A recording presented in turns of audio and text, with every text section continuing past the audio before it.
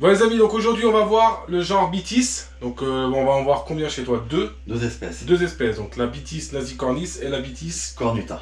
Voilà, donc une petite espèce qu'on va laisser faire à Flavien parce qu'il a peur.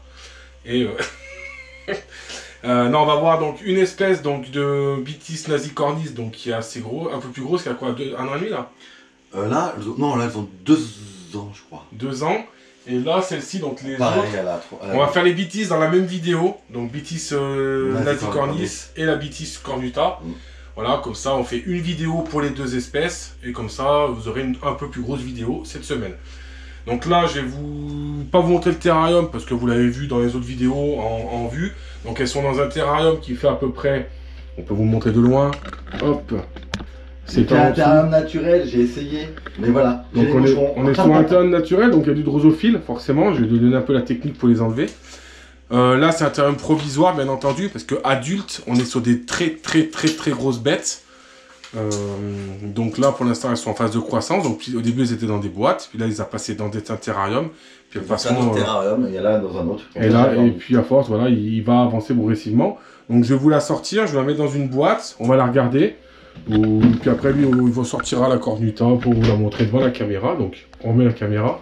Donc là, les amis, il fait très chaud. Je vous dis, je commence à avoir le front qui chauffe, comme dans un pièce d'élevage. Sauf que là, on tourne 15 vidéos en pas longtemps. Donc là, on va sortir la Bitis. Je vais me mettre de façon à être bien. Donc déjà de ce côté, parce que moi, j'ai pas envie d'être de l'autre côté. Hop. Ah, t'as pas de verrou là. Ah si, c'est là. D'accord. Je prends la femelle, c'est la plus jolie. Celle-là? Ouais. C'est la femelle? Ouais. C'est la plus grosse que le mâle? Non, mais c'est les couleurs qui sont belles. Faut un crochet. J'aime bien en avoir deux. Voilà. Hop. Voilà. Donc, hop, mets le spot. Elle, celle-ci, alors c'est mes seuls venimeux qui ne sont pas nés en captivité. Elles ont été prélevées, enfin, juvéniles hein, de ferme. Donc voilà, c'est pas tout à fait du prélevé. Et qui viennent du Ghana. Elles viennent du Ghana. Ah oui, si. Donc ça, là, elles sont encore jeunes. Hein. Elles font quoi, 60 cm, 70. Ça dépasse les 1 mètre. 1m20 maximum, mais déjà 1 mètre, ça fait... Ah, c'est beaucoup plus petit que la Gabonica alors, oui. Et la rhinocéros. Ouais, ça fait 1m20. Donc, ouais, la Gabo et tout ça, c'est... Parce que la rhinocéros, 1m90, hein, la mue que j'ai chez moi, la peau que j'ai chez moi. Ouais, c'est pour ça, c'est des 1m20 en moyenne. Ouais. Beaucoup plus petite. Donc, vous voyez, c'est une espèce qui est quand même assez sympa. C'est des venins qui sont très merdiques. Moi, j'aimerais une ariétance. Voilà. Après, Equis, ariétance, c'est des venins de merde. Il y a les 3 venins là. Là, je sais pas s'il y a les 3 sur celle-ci, comme l'ariétance. Après, c'est surtout... La toxicité, on va dire, celle-ci injecte des grosses quantités de venin. Parce que sur la Gabonica ou la nasicornis, je crois qu'elles sont... toxiques, et c'est toxique, surtout. Et c'est vrai que c'est des... Ils sont un peu moins violents, je crois, que l'ariétance. Il me semble, de tête, ce qu'on m'a dit, mais après... Après, c'est des venins et des dentitions. C'est de la vipère, de toute façon, c'est des venins qui a beaucoup de délabrement et tout, hein, donc faut pas... C'est pas des serpents avec lesquels il faut rigoler. Voilà, là vous la voyez, j'espère que ça vous fait plaisir, parce que vous en verrez pas. Moi, pas de celle-ci chez moi, c'est sûr. Moi, j'aurais peut-être de l'ariétance, mais la nasicornis non, Gabonica non plus. Ça devient trop gros, j'ai pas les installations pour maintenir ça après par la suite, donc... ça fait... Moi, j'ai vu celle d'un ami, putain, c'est des morceaux, faut voir la tête, quoi. Et j'ai la mâchoire à la maison, pour ceux qui ont fait des formations. Sur une tête adulte, c'est vraiment énorme, quoi. Donc, en même temps qu'on fait la vidéo, il contrôle ses terrariums. Voir quand même, voir que l'autre ne soit pas morte dans le terrain. Ça peut arriver, hein, de retrouver des serpents morts. Non, bah, elle est bien. Pour le coup, elle est bien. Donc, ouais, on va s'approcher, on va aller la voir. Elle était cachée sous les... Voilà, elle est posée au fond, là-bas. Toutes les drosophiles. Donc, les drosophiles, c'est vraiment un fléau, hein. C'est comme les acariens, mais je préfère les drosophiles que les acariens à choisir. Non, pas d'acariens. Les acariens, moi, pour ça que j'arrête les boïdés, parce que tout simplement, chez moi, je chope toujours des acariens. Et j'en ai marre, tout simplement. Donc, je vais garder que les anacondas. Parce que pour la formation, c'est un serpent qui est assez intéressant. Flavien va remettre la Bitis dans le terrarium, tranquillement.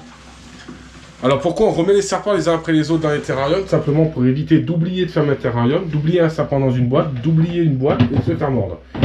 Donc, quand on fait, quel que soit, là, on fait des vidéos, mais vous ne voyez pas l'arrière-plan de la vidéo. Là, sur 5-6 minutes de vidéo, on a à chaque fois 20-30 minutes de tournage. Donc on prend de la sécurité, on fait attention. Moi je suis dos à l'ouverture au cas où. Et puis on ne prend pas de risque inutile. De toute façon, il n'y a aucun avantage et aucun intérêt à le faire. Voilà, on vérifie, on sécurise. Et là il va nous présenter donc une que j'aimerais avoir. Donc les Bitis Cornuta. Donc la Bitis Cornuta, dans un magnifique terrarium. Alors il va nous dire qui c'est qui l'a fait, je ne me rappelle plus. MNArt. Voilà, MNArt. Donc si j'arrive à choper le lien, je vous mettrai le lien. Il m'enverra le lien dans la description. Magnifique terrarium. Donc j'en ai eu fait comme ça avec du sable, mais là le gars il a vraiment fait un truc terrible. C'est vraiment génial et c'est une espèce que je trouve super sympa. Il y en a qu'une ou deux là. Il y en a qu'une. Donc c'est une petite Bitis. Donc c'est toujours pareil, c'est toujours une vipère. Donc une petite taille. Donc adulte bien entendu. Mais de taille pas plus gros que ça. Donc ça fait la taille d'une très grosse aspi ou d'une amodite, on va dire. Je vais mettre là pour pas que tu sois coincé. Hop. Alors, il faut juste que j'aille la faire chier. Oui. Le décor c'est cool, mais c'est toujours un peu chiant. Donc on la met dans la boîte et puis on va aller la voir. Voilà. Hop, on se sécurise. Je vous fais un petit tour du terrarium quand même parce que il vaut le détour. Donc du sable, la terre, comme je fais moi, j'adore. Super sympa, des branches, vous trouvez dehors. Il n'est pas allé les chercher au steak, hein, je vous rassure. Et un décor donc en mousse polyuréthane, enfin en stérodure pour le coup, même je dirais, des morceaux de stérodure collés. Et qui ont été badigeonnés avec une colle et je pense une silice, donc type sable ou autre. Et ça fait un super décor. On voit bien hein, son endroit, c'est vraiment ici. Parce qu'elle est toujours principalement là. Moi, chaque fois je la vois que je viens, ou des fois en bas là-bas dessous. Vous voyez, ça fait un super décor, moi j'adore, je kiffe ces décors, je viens de plus en plus à ce type de terrarium là. Je trouve ça joli, ouais, comme pour les amodites, on va pas les faire, mais vous voyez, quoi qu'on va pas les faire, allez, je vous fais un petit zoom vite fait là. Donc Vipera amodite, donc j'ai le mâle, j'espère avoir une femelle à un moment donné quand même. Assez sympa au niveau du comportement, je trouve.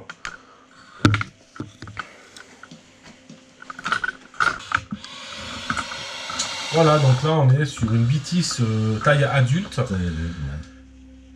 Cornuta, donc Cornuta parce qu'elle a des toutes petites cornes, je ne sais pas si vous les verrez, s'il y a assez de lumière. Là je suis avec la GoPro, hein, j'ai pas pu filmer avec le téléphone, bien entendu, le nombre de vidéos c'est pas possible. Voilà, vidéo un peu exceptionnelle aujourd'hui, un peu plus longue. Sur des espèces qui sont assez cool. Je peux pas descendre plus bas, hein. Je suis désolé. À la rigueur, si... Bon, moi j'essaie de pas bouger, parce que forcément... Donc là, ouais, on la verrait mieux. Donc on est obligé de se mettre en protection, vous voyez là, donc il a le bouclier sur le côté au cas où. C'est pas facile, parce que je suis pas chez moi j'ai mes zones de lumière. Là je filme ailleurs, donc c'est compliqué, je vois plus spot. En tout cas, là, vous avez de magnifiques espèces venimeuses que vous ne verrez pas souvent. Bon, toujours pareil, hein.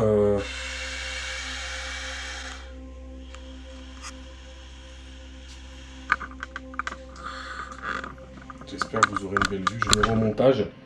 S'il faut, j'éclaircirai un peu la vidéo.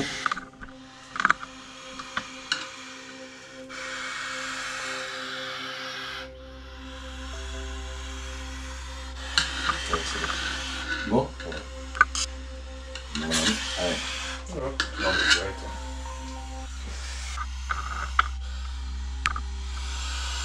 Tac. En fait, je crois qu'on va filmer directement dans le terrarium quand on peut. On va essayer de ne pas les sortir en fait.